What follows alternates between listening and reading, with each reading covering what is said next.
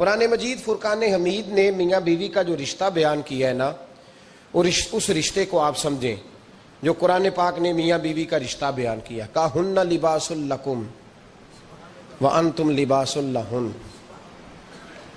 فرمایا بیویاں تمہارا لباس ہیں اور تم ان کا لباس ہو، وہ تمہارا لباس ہے اور تم، اللہ اکبر، کیسا خوبصورت لفظ قرآن پاک نے، ہن لباس لکم وانتم لباس لہن، فرمایا وہ تمہارا لباس ہے اور تم، سمجھ آ رہی ہے نا جی بات کی، وہ تمہارا لباس ہے اور تم ان کا لباس ہو۔ تین خوبیاں تو ہر لباس میں ہوتی ہیں، تین چیزوں کے لیے لباس پہنا جاتا ہے، تین چیزیں، تین قسم کی آسائشیں لباس میں پائی جاتی ہیں، اس پر تو تمام مفسرین کا اتفاق ہے۔ سب سے پہلی چیز، لباس جو ہوتا ہے وہ بندے کو گرمی اور سردی سے بچاتا ہے۔ سخت سردی میں لباس لے لیں تو بندہ سردی سے بچ جاتا ہے۔ اس کا مطلب یہ ہوا کہ میاں بیوی ایک دوسرے کا لباس ہیں، اگر بیوی کی طرف کوئی تکلیف آتی ہے تو میاں اس کو بچاتا ہے، اور اگر میاں کی طرف کوئی تکلیف آتی ہے تو عورت اس کو بچاتی ہے۔ میاں بیوی ایک دوسرے کا لباس ہے۔ لباس کیا کرتا ہے؟ لباس آدمی کے عیب چھپاتا ہے، اس کے وجود پر کتنے دھبے ہیں، کتنے نشان ہیں، وہ سارے چھپا لیتا ہے لباس۔ میاں بیوی ایک دوسرے کے عیب چھپانے والے ہوتے ہیں، عیب بتانے والے، رونا رونے والے نہیں ہوتے کہ بی بی جب بھی میکے گئی اس نے جا کے رونا شروع کر دیا، اتنی میں تانگو دوسرا ہے ہی کوئی نہیں، اور خامد صاحب جب بھی ملے انہوں نے ایک ہی راگ الاپنا شروع کر دیا کہ میری کیا بات تھی، مجھے مل کیا گیا ہے، میں کیا تھا، میرے ساتھ ہوا کیا ہے۔ تو لباس ہیں، ایک دوسرے کا عیب چھپائیں گے، بولیے ایک دوسرے کا عیب چھپائیں گے، ایک دوسرے کی غلطیوں کی پردہ پوشی کریں گے۔ اور تیسرا، لباس کا کیا مقصد ہوتا ہے؟ لباس شخصیت کا آئینہ دار ہوتا ہے۔ لباس آدمی کی اچھی اور خوبصورت طبیعت کا حصہ ہوتا ہے۔ جو لباس ہوتا ہے وہ انسان کو زینت بخشتا ہے، خوبصورت کر دیتا ہے۔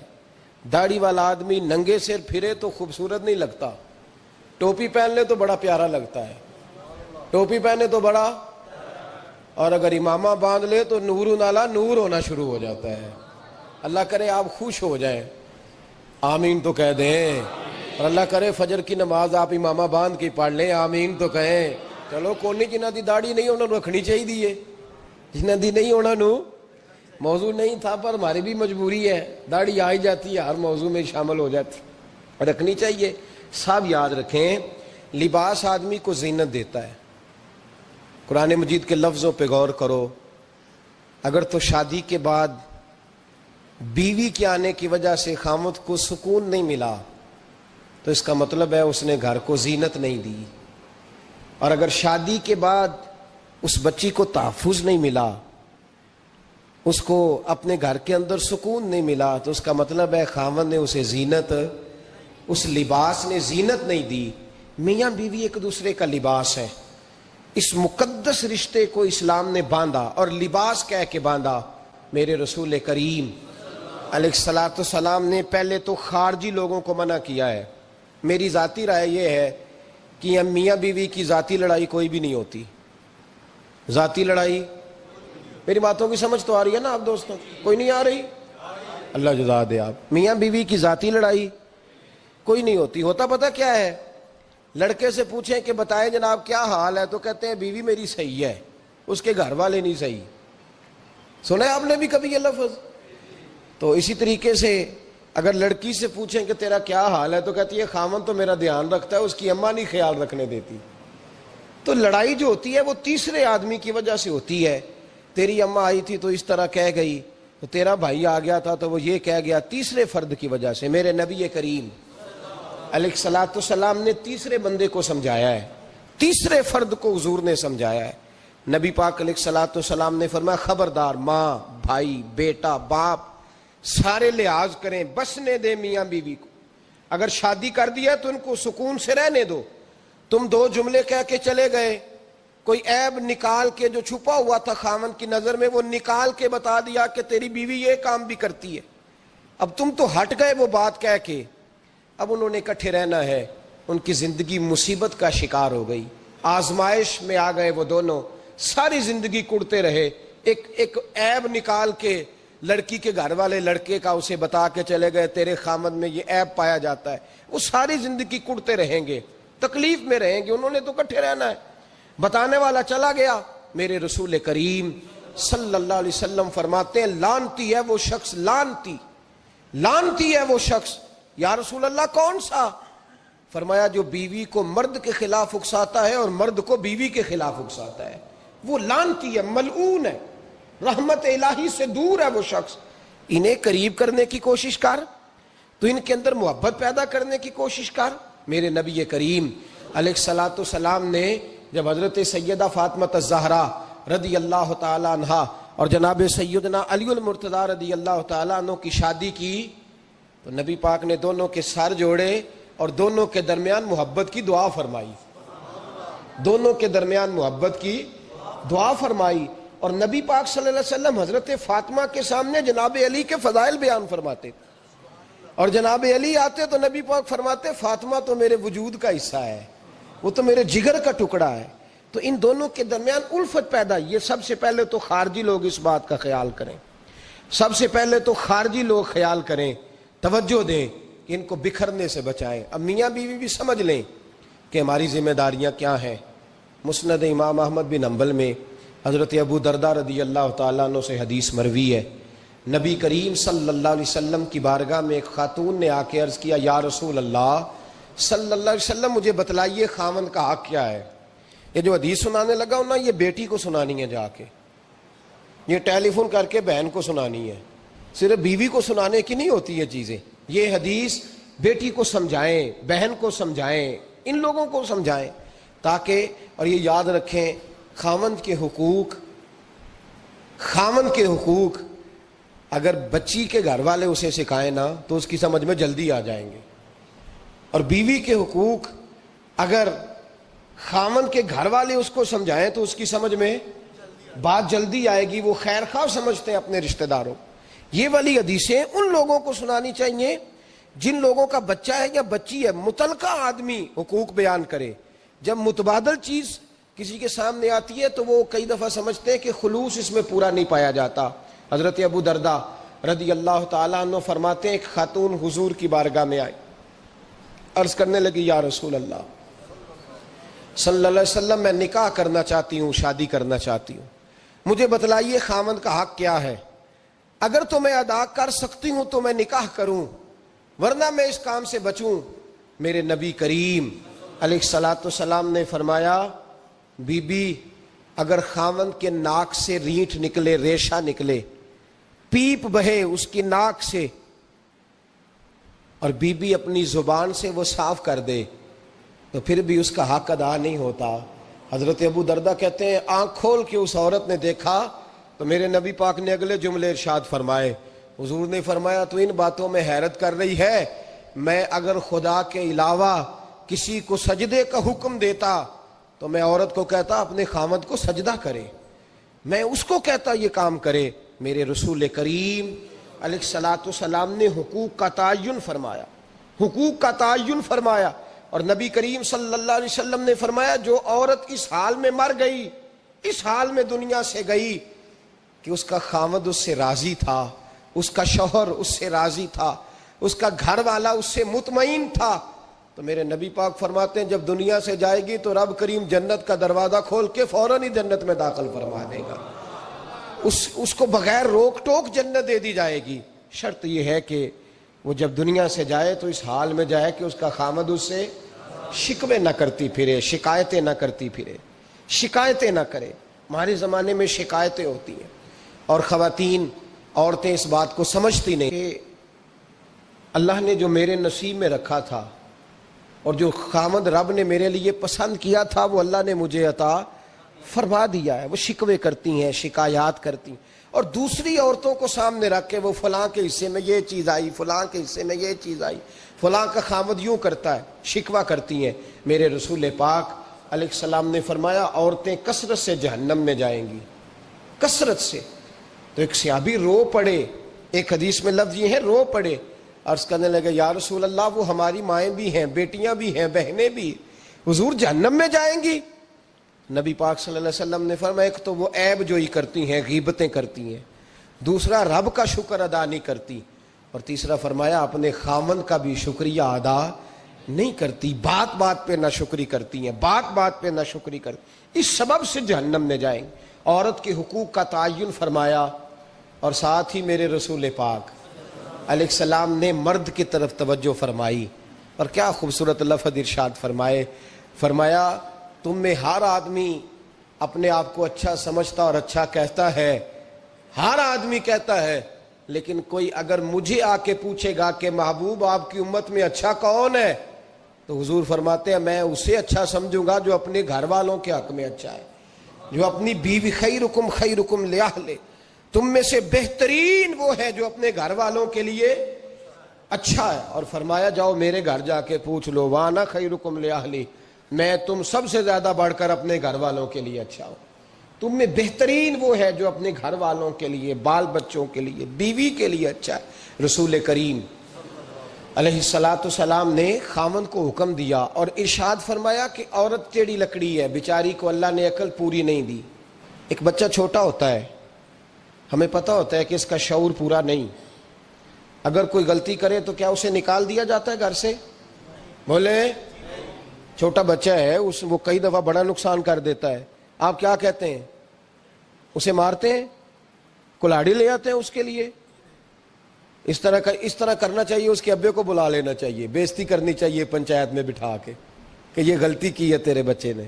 بھائی دادا یہ کام کرتا ہے؟ بولے نا، کیوں نہیں کرتا؟ وہ کہتا ہے ہمارا بچہ نہ سمجھ ہے، اپنا پوتا ہے، ہمارا اپنا ہے، اگر ہم اس کا ایپ باہر نکالیں گے تو بڑا کام غلط ہو جائے۔ لیکن وہی ابا جی جب بہو کوئی غلطی کر بیٹھتی ہے تو پنچایت بلاتے ہیں، لوگوں کے سامنے معاذ اللہ تعالیٰ بڑی کڑوی کسیلی باتیں کرتے ہیں، ایسی باتیں کرتے ہیں کہ جو ان کی بیٹی کے بارے میں کہی جائے تو وہ کبھی پسند نہ کریں، اتنے سخت جملے کہے جاتے ہیں، بیٹی والے کو رسوا کیا جاتا ہے۔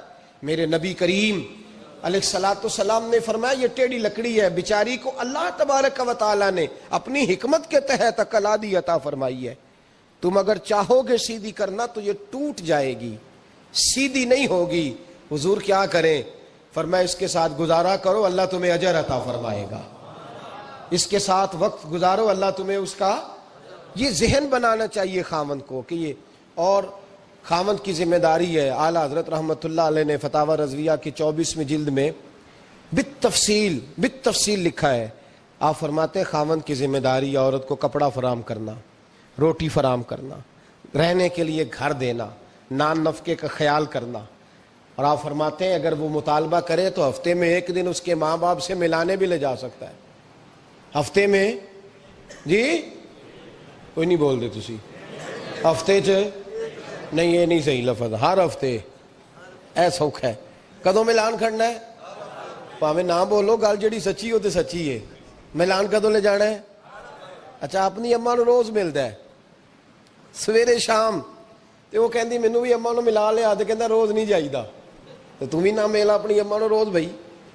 لیکن ہاں اعلیٰ حضرت فرماتے ہیں ہفتے میں ایک دفعہ ماں باپ سے، بولے، بیٹی کا پیار ماں باپ سے زیادہ ہوتا ہے کہ بیٹے کا؟ لو تو سارے انہوں پتا ہے، یعنی تسی گھٹ کر دے ہو نا، تاں بیٹی دا نام لیا جے، صحیح بات کر رہا ہوں؟ تو جس کا پیار زیادہ ہے اس کو روک دیا، کہتے نہیں روز نہیں جائیدا، سال بعد جائیں، بلکہ ان تے اللہ خیر کرے، اللہ پاک فضل کرے، دماد صاحب کی عزت ہی نہیں نہ ہوتی، اس کو آنکھوں پہ بھی اٹھائے تو کہتے تیرے گھر دے میری عزت نہیں کر دے، پتہ نہیں ان تو عزت بھائیا کیڑی شاید نہ رکھے ہے، وہ کیڑی ہے جڑی تینوں چاہیے، اللہ ہی بہتر جانتا ہے۔ عزت نہیں کرتے تو لہذا میرا پروٹوکول نہیں، پھول لے کے کھڑے نہیں ہوتے گلی میں، وہ باہر نہیں نکلتے، وہ اشتہار نہیں چھاپتے کہ دماد صاحب آ رہے ہیں، اور ویسے بھی میں کہاں جاؤں، مطلب یہ کہ چپس بھی نہیں ہے، انہوں نے سنگ مرمر بھی نہیں لگوایا ہوا، تو میں کیسے جاؤں، میری شان کے خلاف۔ اعلیٰ حضرت فرماتے ہر ہفتے وہ بیٹی جو ہے، تو بیٹیاں بیٹیاں ہوتی ہیں، اور یہ تو اس دن پتہ چلتا ہے نا جب اپنی بیٹی بندہ ڈولی میں ڈالتا ہے، پھر پتہ چلتا ہے کہ دل کرتا ہے ہر ہفتے اس کو ملنے کو، دل کرتا ہے کہ وہ آئے، چہرہ دکھائے، ایک دفعہ مل جائے، ہر ہفتے اس کو ملوانے لے کے جائے، اس کی غلطیاں معاف کرے، اس کے عیبوں پہ پردہ ڈالے، اس کی کوتاہیوں کا خیال کرے، اس سے درگزر کرے، میرے نبی کریم صلی اللہ علیہ وسلم نے فرمایا میں اپنی امت کو حکم دیتا ہوں کہ اپنی بیوی سے بغض نہ پالنا، بغض نہ پیدا کرنا، کوئی غلطی کرے تو بغض نہ پیدا کرنا، بغض نہ رکھ لینا سینے میں کہ تو ہے ہی ایسی، تو ہے ہی، بغض نہ پالنا۔ اور کیا خوبصورت لفظ ہیں حضرت خدیجہ الکبریٰ کے سرتاج کے، اور کیا لفظ ہیں جناب سیدہ آمنہ کے لال کے۔ میرے نبی پاک فرمانے لگے اگر تمہیں اپنی بیوی کی کوئی عادت ناپسند ہے تو غور کر لو، ڈھونڈ لو، اس میں ایسی بھی عادت تمہیں ضرور مل جائے گی جو تمہیں بڑی پسند ہوگی۔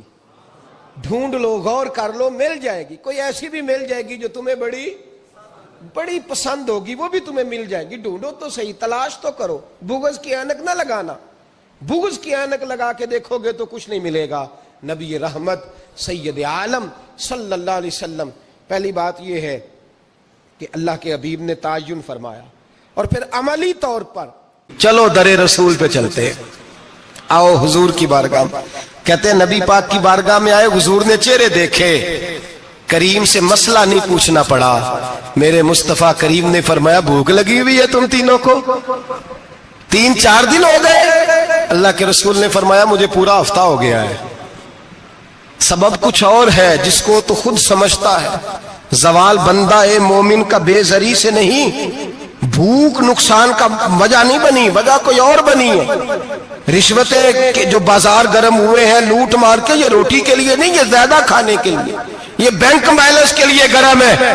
یہ لوٹ مار کا مقصد کوٹھیاں بنانا ہے، روٹی کا تو رب کریم کا وعدہ ہے۔ جو روز روتا ہے شام کو کہ میرا کاروبار کوئی نہیں، اصل میں کہتا ہے بنگلہ کوئی نہیں، اصل میں کہتا ہے کار کوئی نہیں، پجاروں کوئی نہیں، روٹی تو اللہ عطا فرماتا ہے، اس کا وعدہ ہے۔ فرمایا حضور نے 3 دن بیت گئے، چلو۔ میرا بے تکلف صحابی ہے ابو الحسن انصاری، وہ بڑے نصیب والے ہوتے ہیں جن کو میرے نبی پاک خود کہتے تھے کہ تیری فلانی ذمہ داری ہے۔ اس زمانے کا تو کسی کو کہہ دیا جائے یہ تیری ذمہ داری ہے تو کہتا ہے یہ تو پھٹیکے ڈالنے لگ گیا ہے، یہاں سے تو چھٹی کر جانی چاہیے۔ خوش ہوتے تھے صحابہ کہ ہماری ذمہ داری لگی۔ کہتے ہیں حضرت ابو الحسن انصاری کے گھر گئے، نبی پاک نے فرمایا بھوک بڑی لگی ہے، کھانا لا۔ کہتے ہیں حضور نے اسے کہا تو اس آدمی کو تو وجد ہی ہو گیا، اس نے کہا میرے اتنے نصیب کہ حضور کا یہ کھانا کھلا۔ آؤ دیکھو دنیا والو، آج جو سب سے زیادہ عزت والا ہے وہ میرا مہمان بنا ہوا ہے۔ فرماتے ہیں وہ دوڑے گئے، بکری اٹھائی، ذبح کی، بیوی کو کہنے لگے روٹی تیار کر، ادھر کھجوریں توڑی، انگور توڑے، کہنے لگے حضور آپ جب تک تناول کریں تب تک کھانا پک جاتا ہے۔ حضرت عمر کہتے ہیں روٹی پک کے آئی، بڑا پیارا گوشت، بڑا اچھا سالن، بڑا خوبصورت خلوص والا کھانا۔ فرماتے ہیں میں نے بڑا ہی کھایا۔ نبی پاک نے نہ ایک روٹی لی اور چھوٹی چپاتی، تھوڑا تھوڑا سالن کونوں سے، اور جب نبی پاک نے کھا لیا تو حضور کی آنکھوں میں آنسو آئے۔ حضرت عمر کہنے لگے حضور روئے کیوں؟ نبی پاک نے فرمایا سوچتا ہوں 7 دن کے فاقے کے بعد کھایا ہے، پر ڈرتا ہوں رب اس کا حساب پوچھے گا تو جواب کیسے دینا ہے، اس کا حساب بھی تو دینا ہے نا جو کھایا ہے۔ تو حضرت عمر فاروق کے ہاتھ میں کچھ چیز تھی، زور سے زمین پہ ماری، کا محبوبہ 7 دن کے بعد بھی روٹی کھائے تو حساب دینا ہے۔ نبی پاک فرمانے لگے عمر وہ مالک ہے نا، تو جب دیتا ہے تو حساب نہیں لے سکتا، حساب تو دینا ہے، حساب تو دینا ہے، تیاری رکھو۔ صحابہ کرام فرماتے ہم نے ارادہ کیا کہ آج کے بعد ہم پھر فاقے کریں گے، کم کھائیں گے، اس لیے کہ حساب دینا ہے۔ میرے بھائی وہ فاقہ کشی کرتے تھے، ڈرتے تھے۔ یہاں تو لوگ کھا کے بیمار ہیں، کھاتے جا رہے ہیں، سوتے جا رہے ہیں، کھاتے جا رہے ہیں، سوتے جا رہے ہیں۔ یہ بھی وقت آئے گا رمضان شریف کا، سویرے درس پہ آؤ کہتے نیند بڑی آتی ہے، سویرے 2 سپارے پڑھ کے سویا کرو کہتے صاحب نیند بڑی آتی ہے، فجر کے بعد ہی تو وقت ہوتا ہے اللہ اللہ کرنے کا، سحری کا، کھاتے جا رہے ہیں، سوتے۔ لوگ جماعت سے نماز نہیں پڑھتے، سو جاتے، جماعت کا ثواب چھوڑ کے سو جائیں گے۔ بھائی رمضان مبارک میں فاقہ کشی کی ٹریننگ ہوتی ہے، فاقہ کشی کی تربیت لے، رمضان میں روکے اپنے آپ کو، تربیت ہوگی۔ اور ہمارے صوفیاء فرماتے ہیں جو زیادہ کھاتا ہے اس کا نفس اس کو زیادہ پہ مائل کرتا ہے، خواہشات نفس پیدا ہوتی ہیں۔ میرے نبی پاک علیہ السلام نے جوانوں کو حکم دیا ہے یا معاشر الشباب، او جوانوں، یا رسول اللہ کیا حکم ہے؟ فرمایا یا نکاح کر لو اگر طاقت ہے، نہیں طاقت تو روزے رکھو۔ حضور روزے سے کیا ہوگا؟ فرمایا تمہارا نفس کچلا جائے گا، شیطان وسوسہ اندوزی نہیں کرے گا، آج نوجوان بڑھ بڑھ کے کھاتا ہے، بہت زیادہ کھاتا ہے، کبھی اس ہوٹل سے کھاتا ہے، کبھی اس ہوٹل سے کھاتا ہے۔ اتنا زیادہ کھائیں گے تو نفسانی قوتیں اچھل کر کے آئیں گی، مشکل ہو جائے گا۔ شادیاں دیر سے ہوتی ہیں، ماں باپ آنکھیں بند کر کے بیٹھے ہوئے ہیں۔ اگر ماں باپ کی ذمہ داری ہو اور ماں باپ نکاح نہ کرے تو نبی پاک نے فرمایا بچے گناہ کریں گے تو جتنا گناہ بچے کو اتنا باپ کو بھی ہوگا۔ تو ماں باپ چپ ہیں، دوسرا شادی مشکل بڑی ہے، مہنگی بڑی، اور تیسرا نہیں کر رہے کچھ لوگ تو روزے بھی نہیں رکھ رہے۔ تو رمضان ان کے لیے بھی وقت ہے، نفسانی قوتیں کچلی جائیں گی۔ کھانا جتنا کم کھایا جائے گا اتنا وجود کے اندر نفسانی خواہشات کم پیدا ہوں گی۔ تو رمضان تو پریکٹس ہے مجاہدے کی، دین کی۔ اور دوسرا، میرے حبیب پاک صلی اللہ علیہ وسلم نے فرمایا ہے، حضور فرماتے ہیں کہ رمضان اور قرآن کا آپس میں رشتہ ہے۔ قرآن پاک کتنا پڑھنا چاہیے روزانہ؟ زیادہ سے اللہ جزا دے، امید ہے آپ زیادہ سے زیادہ ہی پڑھتے ہوں گے۔ بھائی سنیں، حدیث مبارکہ میں نبی پاک نے فرمایا رمضان اور قرآن دونوں مل کے نا، بڑی پیاری حدیث ہے، فرمایا دونوں مل کے اللہ کی بارگاہ میں میری امت کی سفارش کریں گے۔ رمضان اور اللہ اکبر، کس طرح؟ نبی پاک فرماتے ہیں رمضان کہے گا اے اللہ دن کے وقت میں نے اسے تیری رضا کے لیے کھانے پینے سے باز رکھا، اور قرآن کہے گا یا اللہ رات کو تیری رضا کے لیے کھڑا ہو کے یہ قرآن سنتا تھا۔ رمضان اور قرآن دونوں سفارش کریں گے۔ ہم نا بڑا کچھ پڑھتے ہیں، سنتے ہیں، سیکھتے ہیں، اب یقین کریں یہ کھاتے بھائی کا بھائی سے اختلاف ہو جانا تو وہ 30 سال پرانے کھاتے کھول کے لے آتا ہے، ساری رات ڈھونڈتا ہے کہ میرے پیسے کہاں سے نکلتے ہیں، پڑھ لیتا ہے۔ قرآن پاک کی باری آتی ہے تو نہیں پڑھتے قرآن پاک۔ ابا جی کا ختم ہوتا ہے تو مانگتے پھرتے ہیں، کہتے ہیں 2 قرآن پاک، 10 قرآن پاک۔ یہ باتیں بتانی نہیں چاہیے، کرنی نہیں چاہیے، لیکن چونکہ تربیت کے لیے بیٹھا ہوں تو کر دیتا ہوں۔ میرے شاگردوں سے پوچھیں، یہاں مدرسہ ہے الحمدللہ، درجنوں طلباء ہیں، اساتذہ ہیں، میرے پیر بھائی ہیں، اور میرا یہ دعویٰ ہے کہ شاید کوئی کسی سے اتنا پیار کرتا ہو جتنے میرے شاگرد اور مرید مجھ سے کرتے ہیں، لیکن میں نے کبھی کسی سے نہیں کہا کہ ذرا سورت فاتحہ پڑھ کے دینا، میں نے اپنے ابا جی کو ثواب دینا ہے۔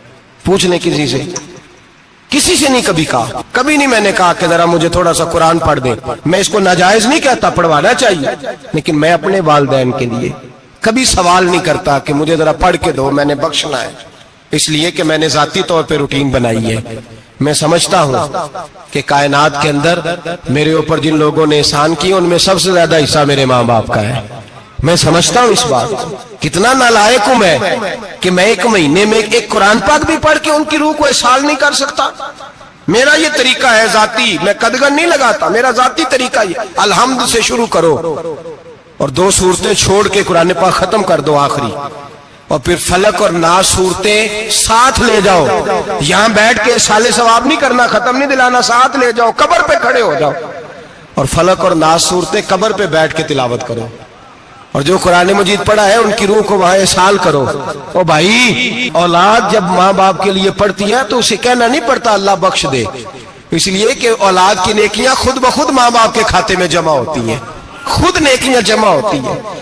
میرے بھائی تو بچوں سے یہ تو مطالبہ کرتا ہے کہ بیٹا اس سال رمضان المبارک میں میرے لیے ستو ضرور بنانا، فلانی چٹنی ضرور تیار کرنا، یہ کیوں نہیں کہتا بیوی سے کہ ڈشیں کم بنانا، تو بھی بیٹھ کے قرآن پاک پڑھ، میں بھی قرآن پاک پڑھتا ہوں، ادھر آؤ بیٹا یہاں بیٹھ کے تلاوت کرو، میں بھی کرتا ہوں، بیٹی ادھر آؤ بیٹھ کے قرآن پاک پڑھو۔ کتنا وقت لگتا ہے؟ حافظ اور قاری اور علماء اگر پڑھے تو 20-25 منٹ لگتے ہیں قرآن پاک کا سپارہ پڑھنے، اور اٹک اٹک کے پڑھنے والا بھی پڑھے تو 1 گھنٹہ لگ جائے گا۔ اور میرے نبی پاک صلی اللہ علیہ وسلم نے فرمایا جو قرآن پڑھتے ہوئے اٹکتا ہے اللہ اسے ڈبل ثواب عطا فرماتا ہے۔ فرمایا جو زبانی پڑھے سنگل ثواب، جو دیکھ کے پڑھے اسے ڈبل ثواب۔ حضور کیوں؟ فرمایا اس لیے کہ میرا قرآن دیکھنے پہ بھی اللہ ثواب عطا فرماتا ہے، قرآن دیکھنے پہ بھی اللہ ثواب دیتا ہے، دیکھنے کا بھی ثواب۔ رمضان شریف میں قرآن پاک پڑھے، کھول کے پڑھے، اور میرے بھائی اگر تیرا بچہ پڑھے، اگر تیری بیٹی پڑھے، کائنات کا خوش نصیب باپ وہ ہے کہ بیٹا قرآن پڑھے، چاہے ناظرہ ہی پڑھے، جس کی بیٹی پڑھے۔ زندگی میں انہیں اس کام پہ لگا جاؤ، مرنے کے بعد بھی پڑھیں گے۔ امام جلال الدین سیوطی شافعی رحمت اللہ علیہ فرماتے حضرت عیسیٰ قبر کے پاس سے گزرے، قبر پہ عذاب ہو رہا تھا، اللہ کا غضب برس رہا تھا. جناب عیسیٰ استغفار پڑھتے ڈرتے گزر گئے. تھوڑی دیر کے بعد چند گھنٹوں کے بعد گزرے تو اسی قبر پہ پھول کھلے ہوئے تھے, رحمت برس رہی تھی. حضرت عیسیٰ علیہ السلام عرض کرنے لگے مولا تو بے نیاز ہے, میری طاقت نہیں تیرے کاموں میں بولنے کی, پر ابھی تو یہاں عذاب ہو رہا تھا, ابھی رحمت برس رہی ہے. جناب عیسیٰ کہتے ہیں آواز خدا بندی آئی, عیسیٰ بندہ بڑا گناہگار تھا, پاپی تھا, مجرم تھا, خطا کار تھا, لیکن جب اس کا انتقال ہوا اس کی بیوی حاملہ تھی, اس کے پیٹ میں بچہ تھا, بچہ اس کے انتقال کے بعد پیدا ہوا. آج وہ 4.5 سال کا ہوا ہے, مکتب میں گیا ہے, مدرسہ میں گیا ہے, استاد نے بسم اللہ شریف پڑھائی ہے, فرمایا اس نے توتلی زبان سے کہا ہے بسم اللہ الرحمن الرحیم. کہ عیسیٰ مجھے بتلا اس زمین پر وہ معصوم جسے ابھی رحمان اور رحیم کہنا نہیں آتا, وہ توتلی زبان سے مجھے رحمان اور رحیم کہے اور میں اسی زمین پہ اس کے باپ کو عذاب دوں. فرمایا اس نے ایک بار رحمان اور رحیم کہا ہے, میں نے اس کی باپ کی قبر کو نور سے معمور فرما دیا ہے, نور سے بھر دی ہے قبر, برکت سے بھر دی ہے. اللہ کرے میرے بیٹے بھی قرآن پڑھے, اللہ کرے میری بیٹیاں بھی قرآن پڑھے, اللہ کرے ہم سب کی اولادیں قرآن پاک پڑھے. لیکن نا امام اعظم ابو حنیفہ رمضان میں 61 قرآن پاک پڑھتے تھے. کتنے؟ 60 ٹیک. اللہ اکبر. ایک قرآن پاک دن میں پڑھتے پورا, ایک رات کو پڑھتے, ایک تراویح میں پڑھتے. 61 قرآن پاک امام صاحب پڑھتے. آپ فرماتے میں نے چھوڑ دیے سارے وظیفے, میں صرف رسول اللہ کا قرآن پڑھتا ہوں. رمضان سارا قرآن پاک, سارا رمضان. اب تو عادت ہی نہیں رہی ہمیں قرآن پاک کی. اگر لوگ ناراض نہ ہو تو محفل نعت ہوتی ہے تو تلاوتیں کتنی ہوتی ہیں, اور نعتیں ہم نے ذوق ہی نہیں بنایا, ذوق ہی نہیں بنایا ہم نے تلاوت قرآن کا. اس لیے کہ قراء علماء فقراء ان کو ہم تیار ہی نہیں کر رہے, ہم تو ایکٹر پال رہے ہیں جو پیسے لیتے ہیں نعت خوانی کے. معاذ اللہ. او میرے بھائی, کیا قرآن میرے نبی کی نعت نہیں؟ حضرت عائشہ صدیقہ رضی اللہ تعالیٰ عنہ کے پاس صحابہ گئے, کہنے لگے اماں جی ہمیں نبی پاک کا اخلاق بتلائیں.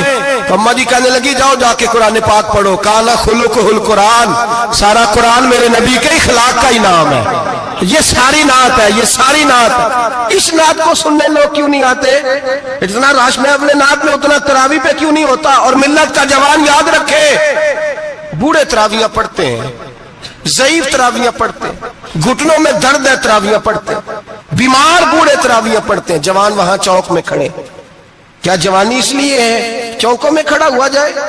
کیا جوانی اس لیے ہے کہ سعودی عرب جانے کے لیے پاسپورٹ بنانا ہو تو 2.5 گھنٹے کھڑا رہے, تو شناختی کارڈ کے دفتر تو کھڑا رہے, پروٹیکٹر کے لیے کھڑا رہے, کافروں کے سامنے کاسا لیسی کرنے کے لیے تو کھڑا رہے, تو نوکری پہ جائے تو ساری رات کھڑا رہے, اور تو قرآن کے لیے کھڑا نہیں ہوتا؟ میرے محبوب نے فرمایا من قام ایمانا و احتسابا غفر له ما تقدم من ذنبه. فرمایا جو رمضان المبارک میں اللہ کی رضا کے لیے گناہوں کی معافی کے ارادے سے قیام کرے گا, راتوں کو عبادت کرے گا, اللہ اس کے پچھلے سارے گناہ معاف فرما دے گا. نوجوان ارادہ کریں, پروگرام بنائیں کہ انشاءاللہ قرآن پڑھنا بھی ہے, قرآن پڑھوانا بھی ہے, سننا بھی ہے, اور انشاءاللہ بولیے سننا بھی ہے اور پڑھنا بھی ہے اور پڑھانا بھی. ہمت کریں, دلیری کریں, آ کے کھڑے تو ہو, اللہ توفیق عطا کرے گا. پہلی بات یہ کہ روزہ رکھیں, دوسری بات یہ کہ قرآن پاک کی تلاوت کریں, اور روزہ رکھیں تو روزے کے سارے حسن سمیت اسے رکھیں. نبی پاک نے فرمایا رمضان غمخاری کا مہینہ ہے, غمخاری کریں. ہمارے زمانے میں 2 قسم کی تکلیفیں ہیں. ایک تو غریب آدمی, اس کا حال یہ ہے کہ وہ مانگتے ہی گزارا کرنا چاہتا ہے, اس نے ہاتھ یوں کر لیا ہے تو اب اس کا یوں ہونے کو تیار نہیں. ضرورت اگر کسی آدمی کو کسی دروازے پہ لے جاتی ہے تو برا نہیں, لیکن سوال کا اپنے اوپر دروازہ کھول لینا یہ ٹھیک نہیں. فاقہ کشی پیدا کریں, حوصلہ پیدا کریں, تھوڑے پہ گزارا کرنا سیکھیں. غریبوں کو بھی اجازت نہیں کہ وہ نکل کھڑے ہوں میدان میں مانگنے کے لیے. ٹولیاں نکلتی ہیں رمضان میں, جتھے نکلتے ہیں خیرات کٹھی کرنے والے. بچیں. میرے نبی پاک صلی اللہ علیہ وسلم نے فرمایا جس نے بغیر ضرورت کے سوال کیا, جب قیامت کے دن آئے گا تو اس کے چہرے کے اوپر گوشت نہیں ہوگا, صرف ڈھانچہ ہی ہوگا. اتنی بھیانک صورت میں آئے بغیر اشد ضرورت کے سوال نہ کر، کبھی سوال نہ کر۔ اور امیروں سے گزارش ہے کہ رمضان ہمدردی کا مہینہ ہے، ہمدردی کریں تو سامنے والے کی عزت کا بھی خیال کریں۔ یہ بات درست ہے کہ غریب سیاڑا نہیں ہوتا، اس لیے کہ جس کی جیب میں پیسے نہیں ہوتے بھائی اسے عقل بھی نہیں ہوتی، جس کے گھر کار نہیں ہوتی اسے چلانے کا طریقہ، جس کے گھر اوون نہیں ہوتا اسے چلانے کا طریقہ بھی نہیں آتا، جس کے گھر میں چیزیں ہوتی ہیں اسے چلانا بھی آ جاتا ہے، جدے گھر دانے اودے کملے بھی اس کے سیانے ہو جاتے ہیں۔ تو چودھری صاحب، سیٹھ صاحب، نواب صاحب آٹا تقسیم کرتے ہیں، کھڑے ہو کے فوٹو کھچاتے ہیں، فیس بک پہ دیتے ہیں، اور ایک آٹے کا تھیلا اور 10 اخباروں میں فوٹو۔ اللہ سے ڈریں، رمضان ہمدردی کا مہینہ، ہمدردی کا، غریب کو دیں تو اس کی عزت کو رسوا نہ کریں۔ میرے نبی پاک علیہ السلام کے صحابی حضرت عبداللہ ابن عمر رضی اللہ تعالیٰ عنہ ڈھونڈ کے لاتے تھے مسکینوں کو، ڈھونڈ کے، اور جب لاتے تھے تو اپنے دسترخوان پر بٹھا کر اپنے ساتھ افطاری کرایا کرتے تھے، اور پھر فرمایا اللہ تعالیٰ نے لن تنالوا البر حتی تنفقوا مما تحبون، اللہ کے راستے میں وہ چیز دینی ہے جو تمہیں زیادہ پیاری ہو۔ کون سی چیز جو تمہیں؟ میں تھوڑا سا بے باک ہوں، بعض دوستوں کے ساتھ، سب کے ساتھ نہیں۔ ایک دوست مدرسے میں گھی دینے آئے ایک دفعہ، تو وہ والا گھی دے گئے جو سب سے سستا تھا، تو میں نے کہا مجھے دیانتداری سے بچائے، آپ یہی کھاتے ہیں گھر میں؟ کہنے لگے نہیں۔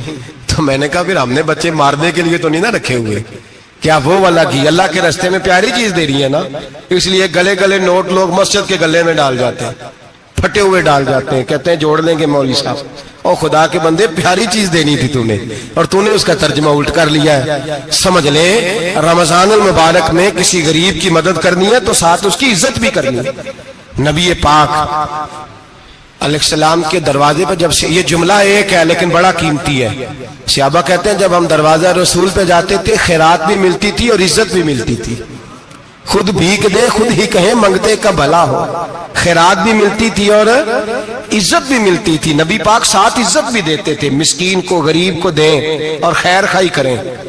جوتے بیچنے والے جوتوں کے ریٹ سستے کریں، کپڑا بیچنے والے کپڑے کا ریٹ، درزی صاحب بھی ریٹ سستا کریں، دکاندار بھی چیزوں کا ریٹ، حکیم صاحب پیسے کم لیں، ڈاکٹر پیسے کم کریں، حکومت نرخوں میں کمی کرے، اور یہ کام اجتماعی طور پہ کرے۔ میرے نبی پاک نے فرمایا رمضان غمخواری کا مہینہ ہے، اس میں غمخواری کرنی ہے، دوسرے کا خیال کریں، اظہار کریں، قربانی کریں۔ یہاں ہر چیز کا ریٹ بڑھ جاتا ہے رمضان شریف میں، ہر آدمی کہتا ہے میرا سیزن آ گیا ہے، توجہ بڑھائیں، خیال کریں، غمخواری کا مہینہ ہے۔ اور پھر آپ لوگوں سے یہ بھی گزارش ہے کہ رمضان المبارک کا جب مہینہ آئے تو جس آدمی کے ساتھ نیکی کرنی ہے وقت پہ کریں۔ کسی غریب کو پیسے دینے ہیں، کپڑے دینے ہیں تو یکم رمضان کو دیں۔ میں اکثر دوستوں سے پوچھتا ہوں، میں کہتا ہوں قاری صاحب نو جوڑا کدو دیندے ہو؟ کہندے 27 والے دن۔ میں کہ مینوں لگ گئی سمجھ، تہاڈی سازش ہے کہ سواں کے پاہ نہ لوے۔ ایویں مولوی چودھری صاحب دے نال دے کپڑے پا لے تے کتنے لکھیا ہے اینوں دینا ہے 27۔ تسی دسو 27 والے دن کو درزی سی کے دیندا ہے، اونوں 3 گنا بھی پیسے دئیے تے کہندا جڑے باقی نے انہاں دے نہیں بٹن پہ لگ دے میرے کولوں، کتھوں جوڑا سی کے؟ تو کس دن دیتے ہو قاری صاحب کو؟ کیا مقصد ہے؟ پہننے کے لیے دے رہے ہو یا اس لیے دے رہے ہو کہ نہ پہن سکے؟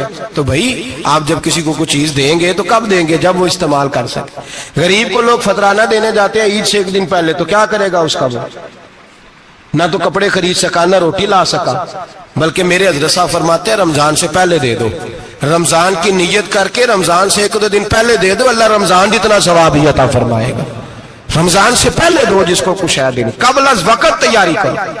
اور میرے قبلہ صاحب فرمایا کرتے اپنے کپڑے بعد میں، غریب کے بچوں کے کپڑے پہلے، اپنے گھر کی ضروریات بعد میں، غریبوں کی ضروریات، اس لیے کہ اللہ پاک نے ان کا رزق بھی ہمارے گھر بھیج دیا ہے۔ ہماری ڈیوٹی لگائی ہے کہ تم نے بانٹنا، بانٹنے والے بنو، اور یہ ذہن بنائے کہ پتہ نہیں کس کا حصہ تھا جو اللہ نے میرے گھر بھیجا، یہ ذہن بنا کے بانٹ۔ اور جس کو دینے جائیں، ہاں آپ کو اجازت ہے تھوڑا بہت پتہ کرنے کی، لیکن تھوڑا بہت تفتیش کرنے کی اجازت۔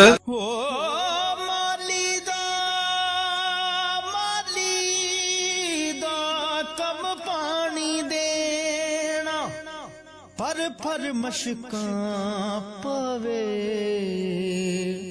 ہو مالک دا कम फल फुल लावे या ना लावे।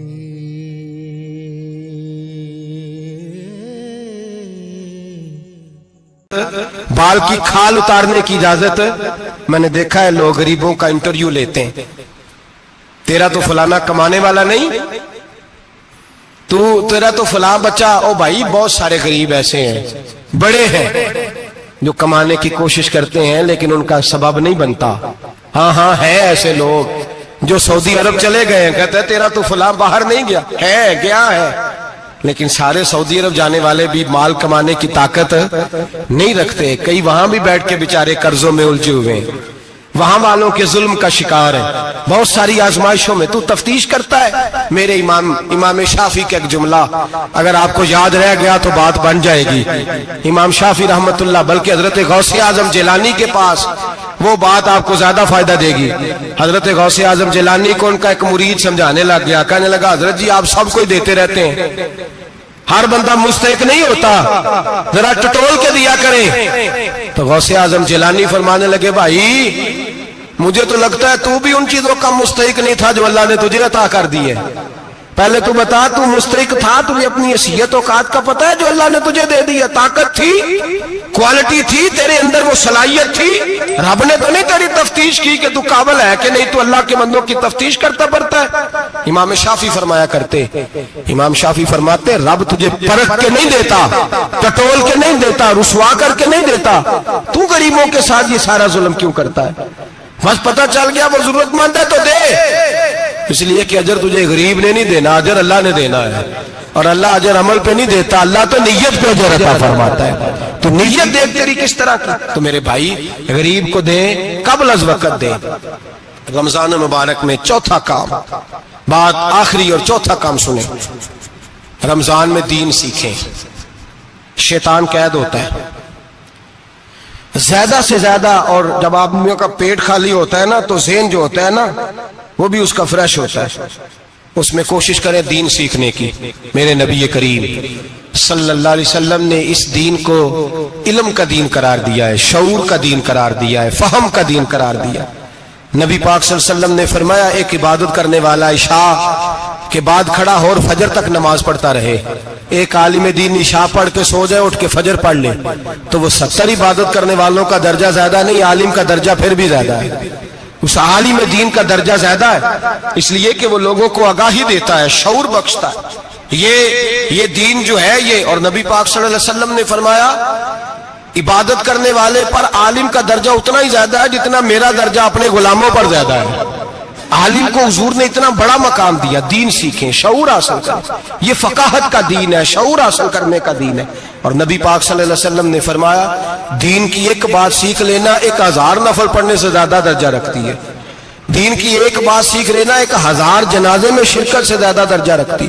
दीन की एक बात सीख लेना, मेरे नबी पाक सल्लल्लाहु ताला अलैहि वसल्लम इरशाद फरमाते, 1000 मरीज की इयादत करने से ज्यादा दर्जा रखती।